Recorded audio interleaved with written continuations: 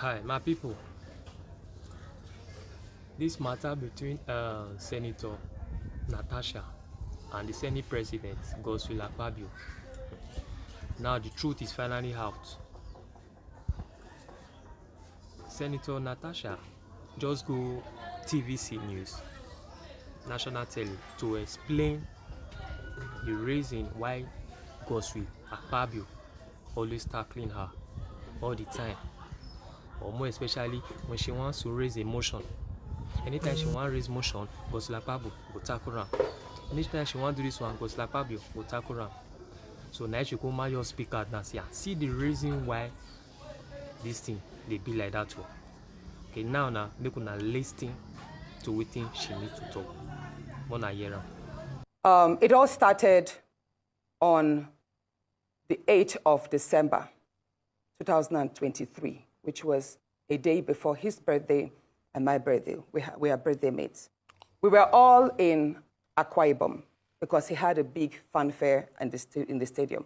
Myself, my husband, and a few of his close friends, we went to Akwa Ibom.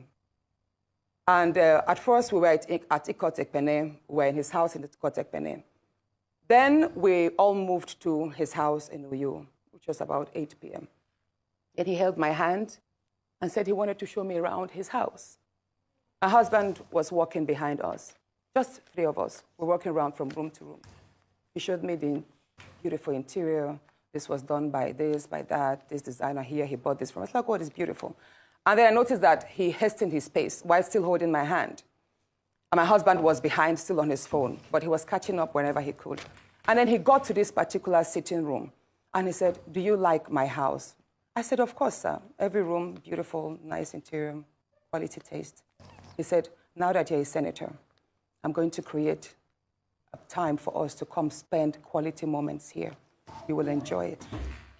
At that point, I just pulled away, and I was like, I don't really understand what exactly that meant. But then my husband now, when I turned around, I saw my husband was already near me, and the way my husband looked at me and looked at him, I was beginning to wonder, did he hear part of that inciting statements or not? And then the Senate President, too, I saw that he also had that thought, like, did my husband hear the invitation to treat or not? So then the Senate President now said, "Oh, by the way, let me show you my chapel." He has a chapel in his house as well.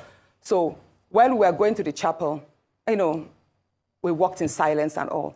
So that evening, before we left the Senate President's house at about 11 midnight to the 4 points in Ikot Ekpene. And my husband asked me, "Natasha, what did the Senate President whisper to you? What's he telling you?" I thought, should I tell him that he was speaking about bringing me in here at a special time for us to have a good time? Or should I just kill it there, wrap it as if there was nothing? Because tomorrow was a big day. I know how much my husband adores the Senate President. He loves him as a brother. My husband would do anything to support him.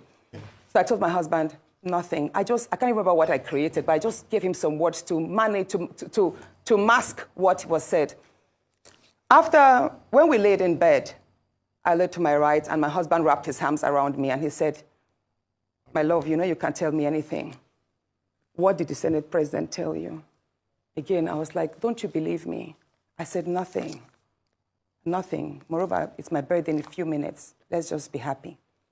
Then my husband told me he doesn't want to see me travel out of the country alone, and I should not go to the Senate President's house because he has a guest house where many senators do go there, after office to get approvals and all that. So I told him, okay, no problems. That was it. I thought that was going to be the end. But then